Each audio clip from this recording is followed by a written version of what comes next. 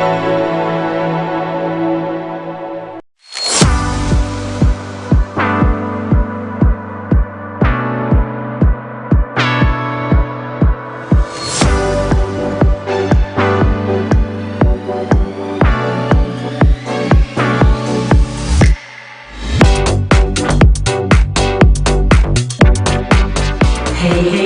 bless it, make it, take it, trick it, don't mess it. You're welcome, our dear viewers, to Manifest TV, where Christ is revealed. And my name is Matt.K, aka Matt.K, and I am your host. And this is the time that we've all been waiting for. Hey, guess what? I am not alone in the studio. Yes, we have an invited guest. Today's topic, we're going to be talking about advertisement. Yes, advertisement. Have you been watching a YouTube video and right in the middle of it, an ad? We're going to be talking about that. And I am so privileged to have an invited guest in the studio. And yes, I would love to introduce him to you. You're welcome, sir. Kindly introduce yourself. Thank you so much. Yeah. Good evening, viewers. Thank you so much, Mr. Matt, for the opportunity to be part of this show. I am privileged to be here. My name is Mark Nsubuga. My handle on social media is Mark.K. I am creative in the space of design and filmmaking, and I'm really happy to be here to talk about advertisement. I think it's at the core of what we all do, trying to raise people's emotions, and I'm happy to be here. Thank you. All right, Mark, you're welcome to the show. I have a couple of questions I wanted to ask you, and I just wanted to know what inspired you to get into this space?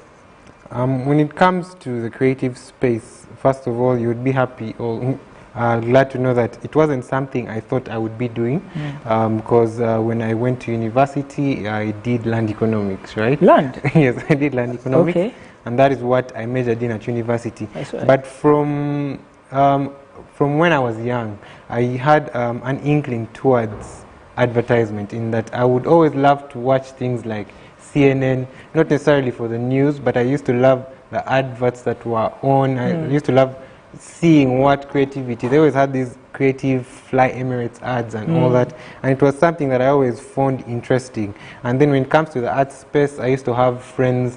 I remember we used to have the Super Striker issues. Oh yes, I remember that. Every time a Super Striker issue would come out, we would sit down and try to replicate the drawing. So I always had this heart towards the art side, but it's not something that I thought I would be able to get into. But we are blessed to grow up in a generation of technology, right? So we're introduced to things like the internet, and it's easy for you to learn certain things without necessarily having to go to school. That's right. So I was, and then also I am also blessed to have grown up in the perfect time, I would say, where we have ministries such as Fanero Ministries International, where I'm happy to pray from, but also that is where I have really learned the bulk of everything that I do. Like I said, I am really in the field of cinematography and design, but I can tell you as a testament that from Fanero is where I have learned all that I do right now. So I've always been interested in this space, just that I didn't know how to get into this space, and Fanero provided me the platform, and from there I've been able to move into the corporate spaces with the company I work with, and yeah, that is the foundation for how I am on this show today. All right. There is someone who is viewing us out there, and they definitely might not have an appreciation of the production process of the production process it takes to produce an advert. Yeah. I would want you to speak to our viewers there and try to explain in a nutshell, in a layman's language, someone to understand and appreciate that process. Firstly, I would like to say that when it comes to understanding advertisement, or the ad industry, as we call it, you need to understand where it comes from, right? And in simple terms, I would say advertisement is storytelling. At the heart of human nature, we are storytellers. Yeah, our grandfathers, our forefathers used to sit around a fire and tell stories. around before even the printing press was created, people used to etch stories in stone, that is how they used to tell stories. And advertisement is just a way to tell a story about a brand, to be able to sell it to somebody. That's right. Right? You're just trying to sell somebody a product, somebody a brand, and that's what I would say advertisement is. Not until I think about the 20th century when we started to involve psychologists into the advertising industry was it a science. It was basically just being able to put out those infomercials. For example, how you on meals time, you think Coca-Cola is always best. Yes. Yeah.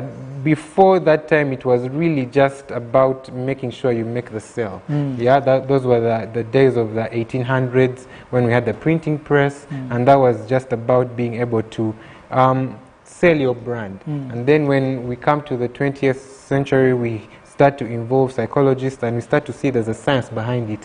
How do you evoke a feeling from somebody, not just to sell your product, but to be loyal? Evoke a feeling. Yes, to evoke that feeling that someone is loyal to your brand. Yes. And that's the one thing that is very important with advertising. You're trying to connect to someone's feelings, to be like, this is the brand for me. For example, the well-known brands like Apple, there is something they connect to people, and then they're able to sell their thing without necessarily even selling. So which means that the people feel a belonging to that kind of brand. It's almost like a tribe. They create a tribe. Yeah. So that's why I say it's storytelling. Whenever good stories, you see yourself in a good story, right? If a story is properly told, you stop to see the person telling the story, and you start to see yourself in the story. That's right. So that is the power of advertising when done well. That is the power of advertising when done well. Well, we also would want to know more about the dangers of advertisement. Like, has it been so positive for you or something? I think everything needs to be done in a certain proportion. If done to the extreme, then obviously there are some negative effects that come about. Obviously, the fact that you're drawing from people's emotions, some people can play around with your emotions, right? There are certain products that may not necessarily be good for your health, but through advertising, they're able to sell them to you, right? That's right. So it is all, again, it comes to the storyteller. Do you believe that your product is creating impact? Do you have a certain conscience within you that you're actually affecting people's lives, right?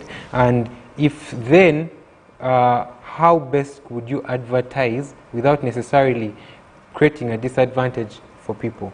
There's a lot that the systems have created that people think is the right way to go, but it's all just the power of branding. Because when you're able to brand your advertisements a certain way, you create a certain thought pattern for people. People start moving in a certain direction. Again, I will hint at one of the most famous adverts or branding campaigns that has ever been done, and that was one of the first campaigns for the Apple MacBooks when they were introducing their brand slogan called Think Different. It was these people sitting at in a theater sort of place, and they were all watching TV and they were brainwashed, right?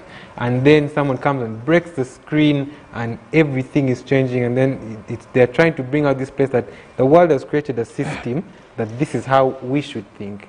Through the advertisements, through the copy that they use in those advertisements, and what they're saying as Apple is that they've come to break the norm, right? So yes, there is a disadvantage to advertising in that people can use it to promote certain habits that are not necessarily good for the end user, right? But it helps benefit them. It's profitable. Advertising is one of the most profitable businesses in the world. That's right. And people at the heart are selfish, right? At heart, for many who are not necessarily given to a certain life. Like right, the Bible says that the hearts of men are wicked from when they are youth. Yes. So even then, when you put that in a space like advertising, the goddess Medea, like we are told, it's a powerful place that you can use to lure men in a certain direction without necessarily caring for what happens to them. Well, if I might interject, I remember having read something about this man called James Watts. Now, James Watts, you all know you have appliances at home, and those appliances are measured in wattage, the wattage they take. Yeah?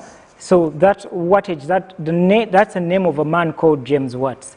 Now, James Watts, he is the first man who coined the saying of horsepower in engines, car engines. You know, even me, I thought that engines are measured in horsepower due to the power that the horse produces. You see? But it was later on debunked and found that this was a myth. It was just a saying. It was not just a saying. What James Watts did, because he wanted to sell more steam engines during his generation, because there was a lot of competition. He went and created a flyer of a horse pulling a bit of on pulleys, pulling a bit of weight, and he used it as a flyer around and served it to everywhere. He posted it on poles, on walls, everywhere. So that's how we now have horsepower in engines because of a flyer. So that's a very powerful thought, to think that you can change someone's mindset, and that's the thing, when you don't go back to read, when you don't go back to understand where something is coming from, and you just move with what people are telling you. That's the power of advertising. Unless you take that extra step to actually understand the brand, understand what's behind it, advertising can actually shape your life and how you make decisions. Wonderful. We are really enjoying our talk right here on Manifest TV concerning advertisements. Adverts, and we want to talk about more of the creative minds. In the creative process, are there some steps one has to undertake to achieve a good brand? I mean, brand campaign. Brand campaign. Yes. Talk more about that. Well, there are certain principles, but there are also certain, I wouldn't call them steps, but there are certain processes that have been used over time to be able to create brand campaigns or product campaigns that are successful. And one of them is obviously having the right team. Correct. I believe that before you embark on anything, you must collect the right people. Because when you have the right people, you will know the direction to go. So having the right creative director, having the right person in charge of production design, having the right person in charge of the copywriting. When you're able to assemble a perfect team, then you can know the direction to take. And then I've been privileged to play the role of a creative director for certain adverts or certain campaigns. And one of the things that you must do is you must firstly understand what the brand is about. Who is the brand that you're advertising for? What is the product that they're advertising, right? There's a distinction, first of all, between a brand campaign and a product campaign. A brand campaign is a general campaign about a brand. For example, if, let's say, Manifest TV wanted to do a brand campaign, they want to push the brand Manifest TV, right? But Manifest TV may also have a product that they want to sell or push out. Now that's a product campaign. Those are two. Like Let's Talk Creative. Yes, like Let's Talk Creative. Now that's a product of Manifest TV. So those two things are different and may require different approaches. So you must understand, what is the brand pushing? Is it the brand or is it a product? And when you understand that, then you're able to move into, okay, who is the target audience for this product or the brand? And when it comes to target audience, we've moved from the place, so we have the things of the normal one where we talk about SWOT analysis, the strengths, the weaknesses, but today we also have what we call target audience psychographics. Wow. Psychographics. It's like you're speaking in other tongues. So like psychographics would be someone, like we talked about earlier, the feelings. What does someone want to achieve in life? What do they think about a certain perspective of life? What's their perspective on life? Oh, What's yes. their lifestyle? Their worldview. Yes, Yeah. and that is where things like data comes in. The best ads are properly data researched, right? That's why we have things like big data Oh, yes. that help us understand who the target audience is. With all the technology and the advancements we have today, you're able to collect a lot of data, data mining, and you're able to create that specific brand persona of the person you're sending to. Okay, my target audience is John, he's 34 years old, he loves to go and do golf on Saturdays, he travels a lot. You're able to create those psychographics. What are those feelings he wants in life, right? And you're able to create that target audience. So after understanding your target audience, their psychographics, then you're able to move into, okay, what insight? We have what we call customer insights, or insights into the product campaign. Yes. Insights, you can choose to have insights on the product. You can choose to have insights on the customer of the product. You can choose to have insights on the brand itself. Like, for example, you could say our insight is that most of the people who view Let's Talk Creative are Christians. That's an insight, right? So that insight is going to help you formulate your idea. Right? I get you. You need to understand the insight before you create the idea. Okay, there comes a bit of a challenge here. Yes. Since we are looking at Christians and we know the mandate of Christianity is to win souls, to go out in the world and preach, then how do I, as a Christian, get my brand of the gospel and expand my customer base to even non-Christians? I think that is a very important question, and I think it's one of those fundamental challenges, especially in the creative Christian space that I have seen. Yes. But I always fall back to values. If I'm to borrow from the man of God, Apostle Grace Lubega, when he talks about how men have taken the principles of the Bible and have used them in the world, but not necessarily Christians. Oh, right? Yes. Oh, yes. And I look at it from that perspective of... Come to think about it. Yes. God told Moses, write these things in a book and recite them before Joshua. Meaning, make an advert of these things. Yes. Like, there are certain... Yes. There are certain values. You don't necessarily have to, again, you don't have to be a preacher. Oh, yes. If you're a businessman, what are the norms, or what are the systems that are created for you that you can use to preach the gospel without necessarily having to do it the way the pastor does it? The excellence we do it in, the values that we input, and the ideas we create, right? There are certain events that you should not be associated with. There are certain ways you should not advertise. You shouldn't tell white lies to sell a certain product. Is right? that black lie? Just for what they've taught us, but oh yes. That's how I would answer that question. You don't necessarily have to preach it, but there's a certain way you can do it. The values, the principles of being born, you can infuse them into the way you do them. Like we've been taught Meraki. There's a way you can place them into the ad that the people who are not necessarily Christians will like it and will want it. Oh yes. Because they also live by those same principles. Oh yes. Those same principles are the ones that they use to go from level to other levels, right? Yes. So if we're able to push it, but also keep our line of Christianity, then we're able to bring them in and also to win those souls. And also to win those souls. Yes. Well, for you who are watching us, you've heard what he has said. You have to Meraki, to put yourself within the thing that you're trying to sell to the masses. Yes, we're talking about advertisement. And like I've always been on YouTube, I've watched, you'll be watching a sermon or you'll be watching a song, and right in the middle there, some kind of advert just pops up. It's quite annoying. Yes. Most people say get the premium version, but I'll ask how many people have bought those premium versions. Yes. But you see, we are coming to a close of this segment, but some things for you to take away in advertising. If you're a startup and you want to start your company to be known out there, I would like to ask you, how can you advise someone who's in a startup stage of their company to strategize? Yesterday I was listening to a podcast and the person said something very interesting that I think that's the only thing I would tell a startup. He says, a startup that is not quick is dead. Okay. Fast execution is what makes startups grow.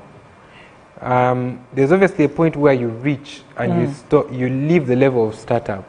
That's when you can start to take certain time to make certain decisions. Okay. But is there a timeline, a deadline? The deadline is not necessarily time. It's certain achievements, I would say. You unlock certain achievements, right? You're able to create a certain amount of money, generate a certain amount of money, the product becomes mainstream. But I would say for a company that is a startup, the main thing that you're looking at is execution.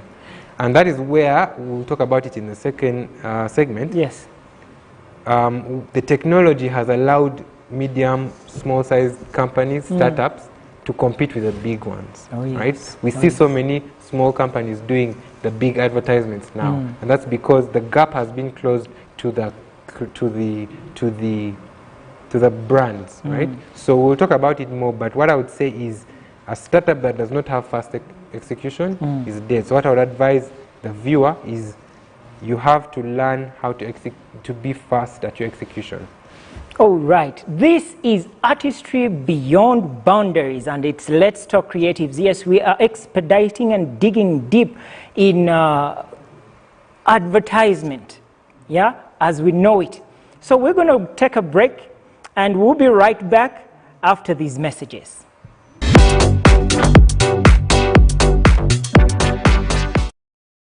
Yes, you are most welcome back, our dear viewers, to Manifest TV, and this is Let's Talk Creatives.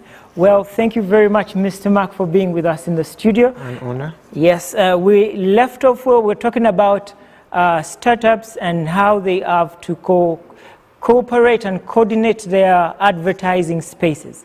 And just to carry on from our previous conversation, I would like you to engage the viewers on how to categorize advertisements. Because this has been a journey. But then, how would you explain it to them categorically to know exactly what they need to be looking into, because they need to be visible? Well, first off, when you look at advertisement in terms of categories, I think we have transitions. We've transitioned, we've moved, we've evolved from what we used to do before. In the sense of, we used to have what we now call traditional media. The 30-second commercial that goes up on CNN, that goes up on one of the channels in Uganda, and it's 30 seconds, 1 minute, it's the same ad over and over again. The KPIs, or the return on investment, or the things that are measured, the metrics that are measured, are not as many as you would compare to now, right? You would look at probably how many people are watching, what's prime time. Those were some of the metrics you are looking at. We talked about it earlier that we are blessed to be in a technological age where a lot is changing at a very fast pace, right? But in that technological advancement, there is what I would term as of the moment, and then there are those that are almost like tectonic shifts, right? Come again? Tectonic shifts. Yes, like tectonic shifts. They are really big shifts from what we are used to. For example, when you look at Netflix and Blockbuster, right? Blockbuster used to be a video library where people used to go, hire out a video, go watch it and bring it back. Post office. Right? Post office and post office. Netflix comes, it first starts with a similar similar way of doing things, The right? Strategy. But that was for a short period of time. And then when they shift to digital, when they shift to getting to being able to watch the movies online, that was a paradigm shift. Everything changed. And if you were not on that ship, you sank. Case in point, Blockbuster. They refused to change. They were like, no, our customers love us. They love coming to the store. Like Kodak. Yes, they love it. So they did not move with the paradigm shift, and that left them behind. Same thing today with the internet. The internet, maybe around 1994, that's when it starts to come out and be more serious. And then we have things like emails. Everybody wants to create an email. And then we move there from around 1994 to 2008. Things are changing, but not so much, just things for the now. You get the Nokia flip phone, you get Gmail, you get Yahoo, you get paid ads, right? That is, Yahoo is one of the first companies that brought this pay-per-click understanding of advertising, where it is more cost efficient than what we used to have, where you just give a certain station X amount of money and they run your ad. You're not even sure if someone has watched it, because what they see is the TV is on, but someone can be in the kitchen and the ad is playing, right? So it's not really pure or right information. But when you have things like pay-per-click, you pay money for every click on your advert, meaning it's more effective, right? So you're Could not you first spending explain dollars. Could you explain how exactly do you pay per click? So what happens is, for example, if let's say you're doing Google ads, right? Google can tell when a link has been clicked, right? So you put in a certain X amount of dollars and say, I'm running an ad between now and the end of February, right? And you want to reach a certain amount of customers, right? You've put in your target audience like we talked about, and for every person who clicks or has an impression on that advert, Google will deduct the dollars from your bank account, right?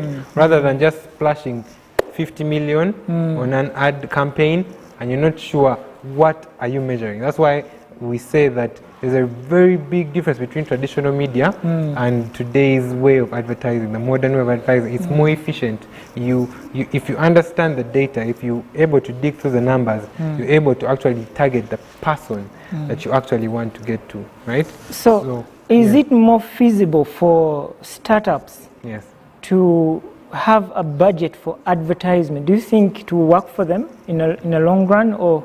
It is feasible, but again, we have what we call organic and what we call paid. One of the best ways to do organic marketing, I mean paid advertising, is to firstly understand what they call organic marketing. Because when you look at organic marketing, it is like... When you explain organic, I think inorganic. When you look at organic marketing, it's almost like your test ground. You test out things. Organic meaning you're not paying for people to see, right? It's free, right? And you test out different advertising models, you test out different campaigns, and the one that really hits it off in the organic, then you transition it to paid, because it has showed that it works, right? What most people do is they say, I want to put some money on this ad, it goes out, right? But you've not tested it, you've not seen if it will bear fruit. But if you have an organic plan, you test different types of ads, and you find that there's this one that people resonate with. That's what you transition to a paid ad, right? It's more effective, right? So when people talk about paid ads reaching more people, yes, but who exactly are you trying to reach, right? And then could you you talked about types of ads. Could you break those ones a bit down such that someone out there can understand it? Well, again, when you look at the transitions we've gone into, we're in a social media age, and undoubtedly, social media is the best way to market. There is no other medium as effective as social media. Like I said, the traditional media where you have billboard advertisements, people still do them. They still have a certain way that they're effective for certain things. But for example,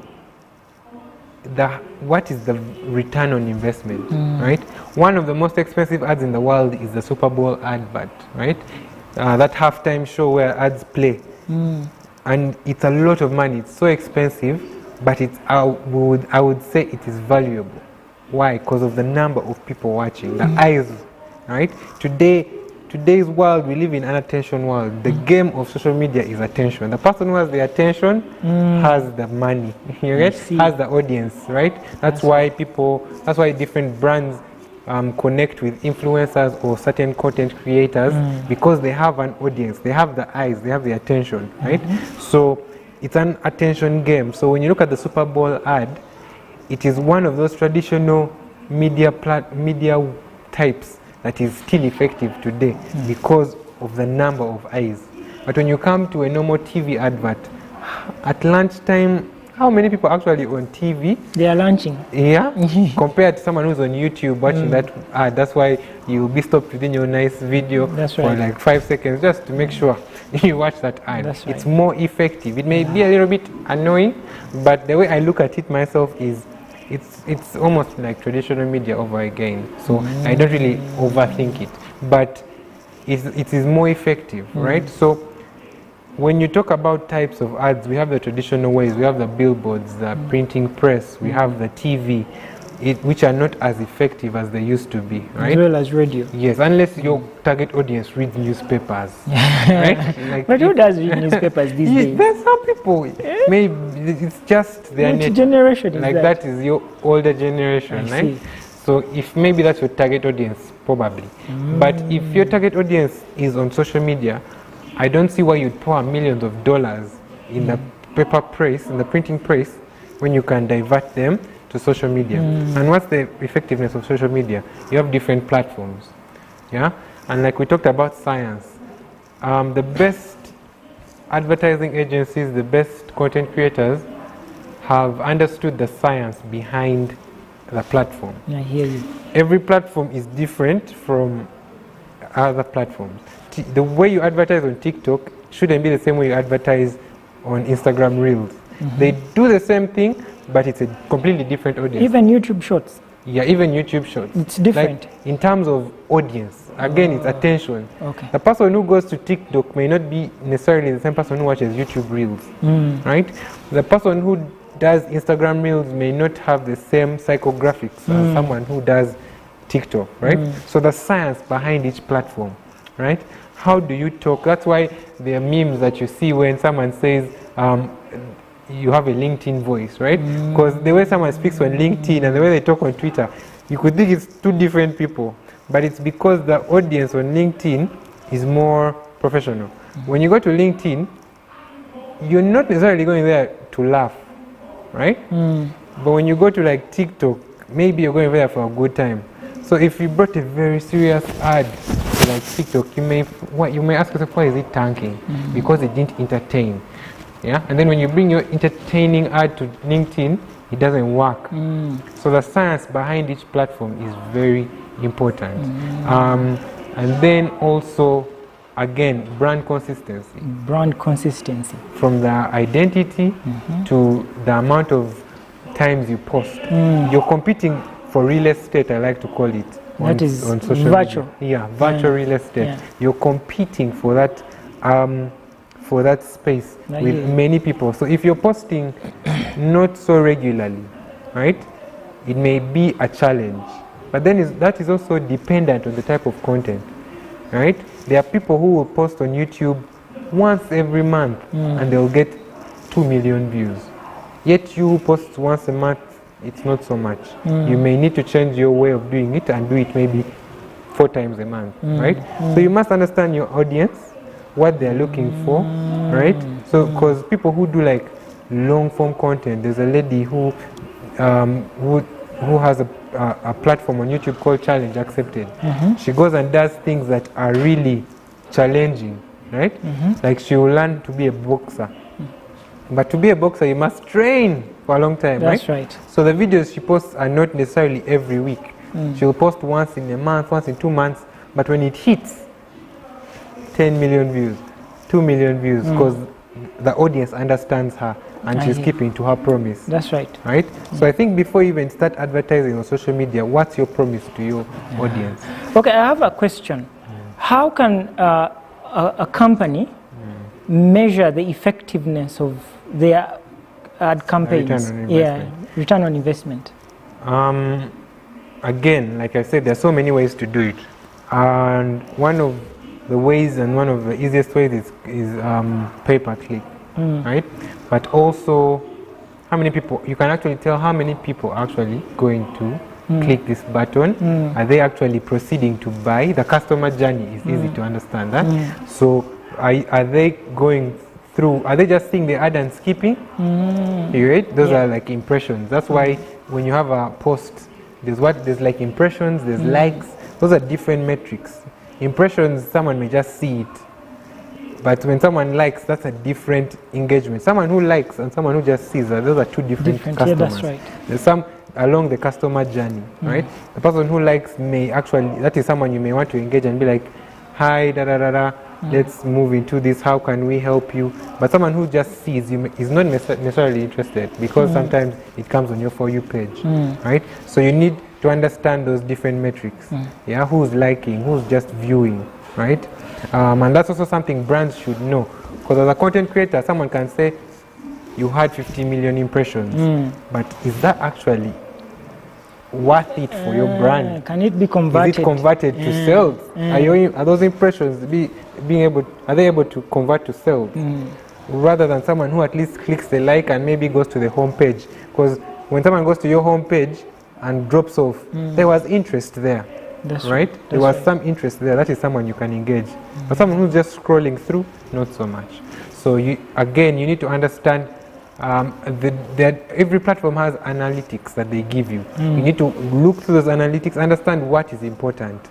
Where are my viewers coming from? Are they from the suggestions tab? Are they through a link from another website? Right? You always, for example, for YouTube, you always want to be in a place where at least a big percentage of your viewers are coming from the suggestions tab. It means the algorithm likes what you're doing. I see. If it comes from you've sent a link to a group and they've come, that is you pushing. But if it's on a suggestions tab, then the algorithm, you're in the system, like you're in the thing. Yeah. Well, you talked about algorithm. Yeah.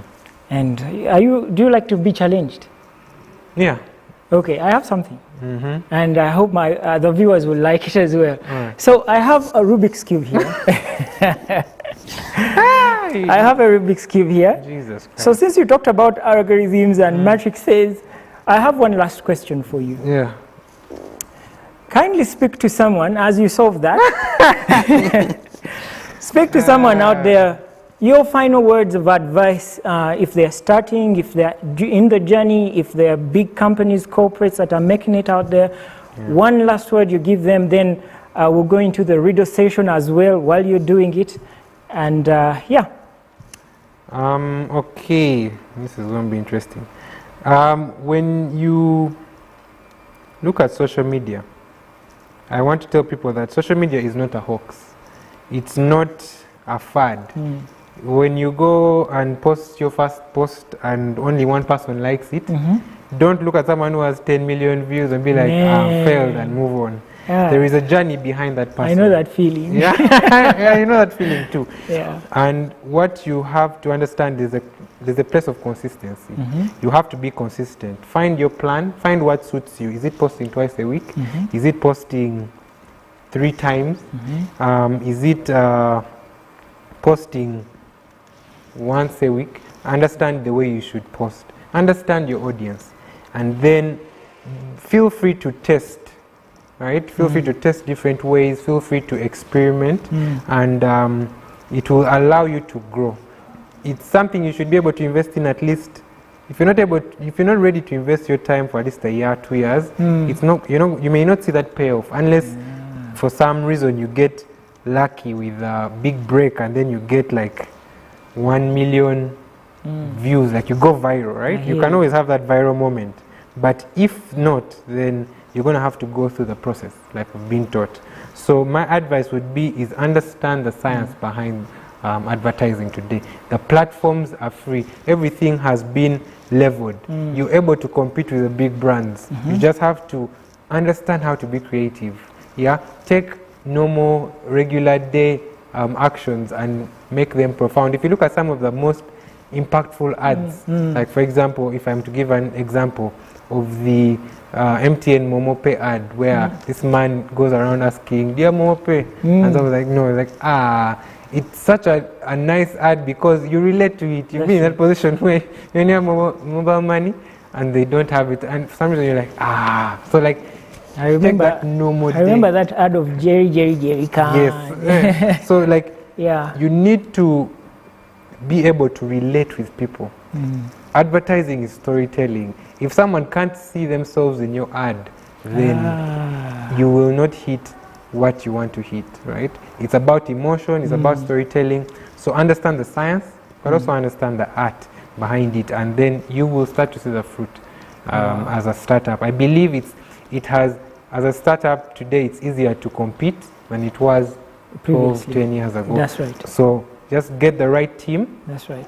Understand your audience, understand the science and the art of social media and advertising, and move from there. Well, there you have it from Mr. Mac, our dear viewers. And one take home I have really gotten: people must be able to view themselves within your space. And that's all we've had here. Before we close, how far? I've only done like this side. I need like to focus fully, but yeah. Yeah, so as he's finishing that, I would want to riddle you. We have a segment, it's a very small segment, and it's called Riddle Me. In the Riddle Me segment, I'll be giving you a riddle which you will take the pleasure of answering. And if you're ready, here goes. When I'm upright, I'm something. Cut me in half, and I'm nothing. Turn me on the side, and I am everything. What am I?